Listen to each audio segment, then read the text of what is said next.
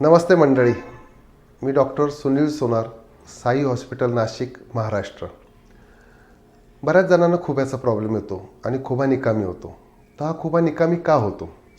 तर सर्वप्रथम म्हणजे आपल्या खुब्याचा जो रक्तपुरवठा आहे हा जर बंद पडला तर त्याला avascular necrosis of the femoral head असं म्हणतात. तर कधी कधी काहीच कारण नसताना आपोआप त्याचा रक्तपुरवठा बंद होऊ शकतो. याला फक्त बॅड लक म्हणू आपण, त्याला आम्ही इडिओपॅथिक म्हणतो. पण काही केसेसमध्ये दारू प्यायल्याने, खूप नॉनव्हेज खाल्ल्याने, खूप स्टेरॉइडच्या गोळ्या खाल्ल्याने, सिकल सेल ॲनेमिया किंवा गाउचर्स डिसीज, केझन्स डिसीज अशा बऱ्याचशा वेगवेगळ्या कारणाने किंवा फ्रॅक्चरनंतर ह्या खुब्याचा रक्तपुरवठा बंद पडतो आणि तो खुबा डेड होतो. एका प्रकारे डेडच म्हणूया आपण, कारण तो ना काय होतो नंतर ना, आता आपला ओरिजिनल खुबा जो असतो तो असा स्मूथ असतो. तुम्ही बघा, ही खुब्याची वाटी आहे आणि हा खुबा आहे ना छान असा गोल फिरत असतो. आणि त्याच्यानंतर काय होतं की ज्यावेळेस खुब्याचा रक्तपुरवठा बंद होतो त्यावेळेस तो तुम्ही आता याच्यात जर बघाल तर हा पूर्ण असा खरबडीत झाला आहे. आणि खरबडीत झाल्यावर हे घर्षण चालू होतं.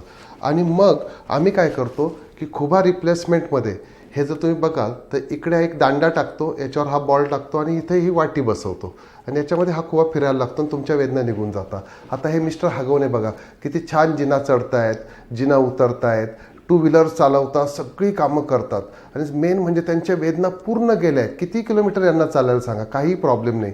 तो खुब्याचं ऑपरेशन अतिशय सोपं आहे. तुम्ही दुसऱ्याच दिवशी चालता आणि लोक 8-8 किलोमीटर चालतात. थैंक यू दोस्तों. हमारा चैनल अगर आपने सब्सक्राइब नहीं किया हो तो ज़रूर कीजिए. हमारे नेक एक्सरसाइज का वीडियो आपको बहुत पसंद आया, वो बहुत वायरल हुआ.